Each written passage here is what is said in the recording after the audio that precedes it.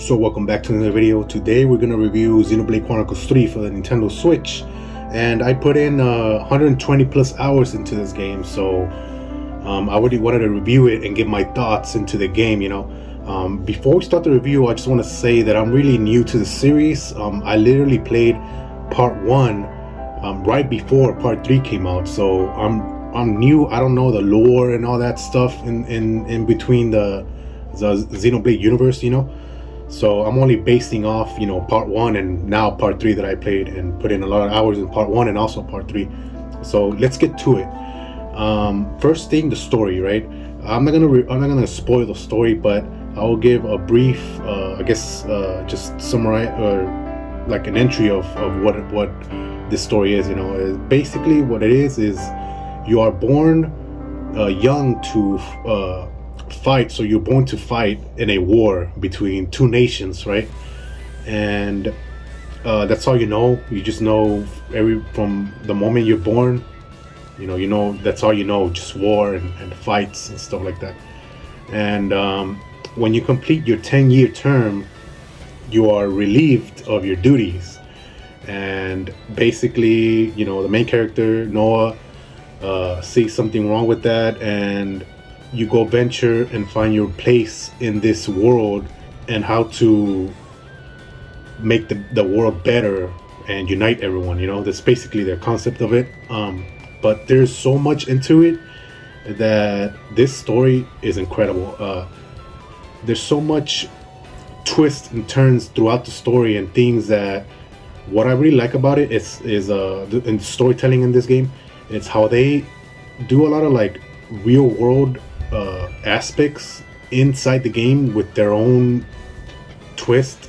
They put it in a way like fantasy, jrpg fantasy stuff, but it's really creative how they've created this story. And so far what I played, the Xenoblade universe, it's crazy. The storytelling in this universe, it's really unique from any other jrpg that I played. And so far, now that I'm new to the series, it's becoming one of my favorite JRPG series, purely because of the storytelling, how incredible it is. And I know Monolith Soft, they've done incredible games through the years and stuff like that. But yeah, that's basically the story. If anything else, it's a must play purely on the story, just by a story. Part 1 as well. For me, part 1 was better than this one. But this one is really great as well. Let's move on to the graphics. The graphics in this game really impressed me because it's a Switch game, and it's like I just don't understand how they made this possible in this little cartridge. You know what I mean? Like the way they made this world it's just crazy, right? So the graphics, basically, the frame rate, yes, sometimes you get that stutter, the frames drop and stuff like that, but other than that, it doesn't take away from the game. And the thing they created in this game, the graphics and the world is incredible. Sometimes I would feel overwhelmed by the world, how big it is. Like this game is not an open world per se, but it has open areas, which I think is better than an open world because it makes it more immersive. It makes it feel bigger than an open world, and that's why it's really intimidating, this Xenoblade 3 universe. In the Switch, like, I can't believe. Just imagine how, if they had an opportunity to make a game on a updated hardware, they would do like crazy stuff. I've seen these new games on better hardware, and they can't even do what Monolith has done in this game. So let's move on to the gameplay. The gameplay is where I have problems with, or minor problems. It doesn't take away from the game. It's incredible. So one of the things that let's get on the good things, right? The good things are, what I really love was the chain attacks in the game. The way that you could do the chain attacks is really unique and really flashy, and I love that about the chain attacks. Also the cancels through the skills, so you get skills or arts or whatever you want to call it, and you can cancel into other arts and stuff. So it makes the real time combat, more fluent. And yes, this gameplay style is not a traditional JRPG style of game. It's more of an MMO, But I can't see another version of gameplay or combat in this on the Xenoblade universe. I don't know. I just now that I played part 1 and part 3, like this is what makes Xenoblade Chronicles. The gameplay itself or the combat is really unique to its own. So I feel like they shouldn't change that.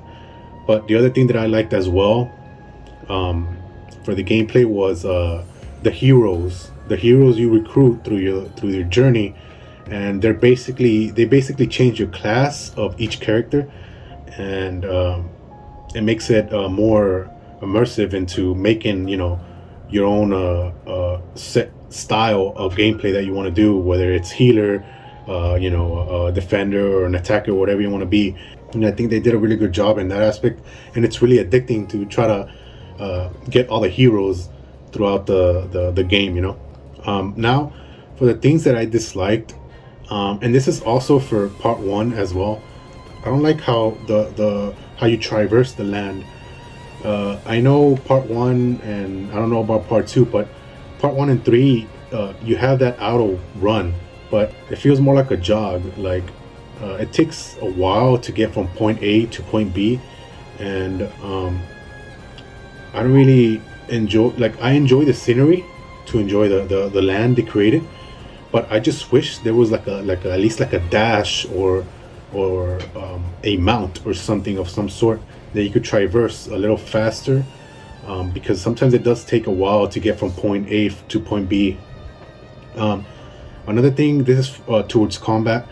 The thing that I didn't like as much compared to part 1 was when you're auto attacking and you're trying to move around the enemy, you have to completely stop what you're doing in order for the auto attack to reset.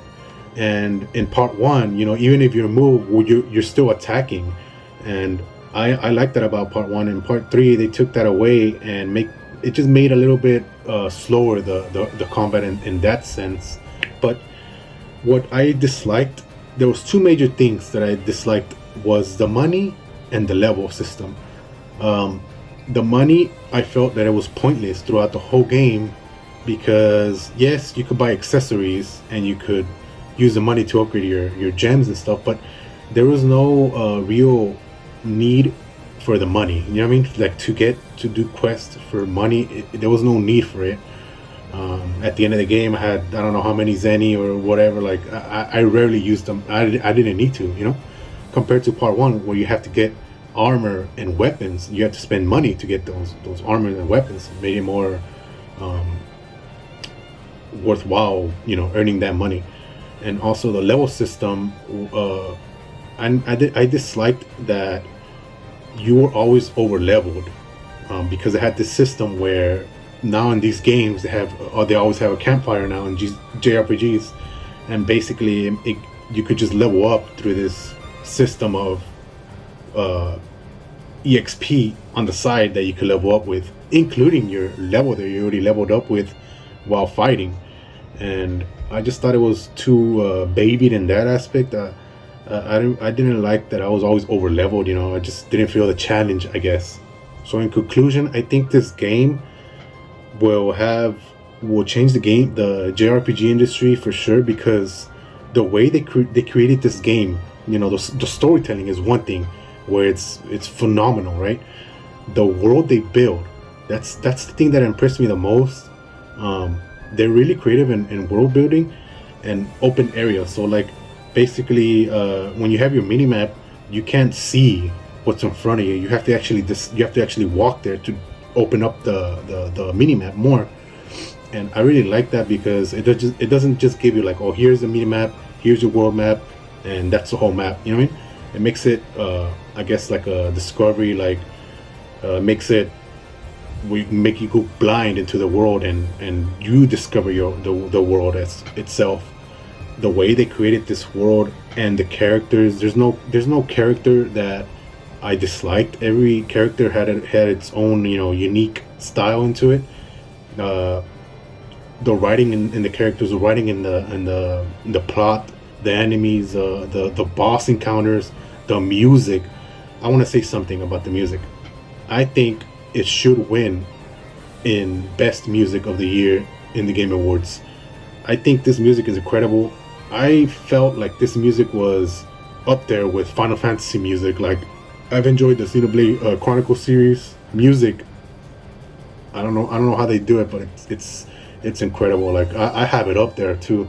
But yeah, guys, I just want to make a mini review and just give my thoughts on this game, this incredible game that no one should pass on this game. It's an incredible experience. You will love it.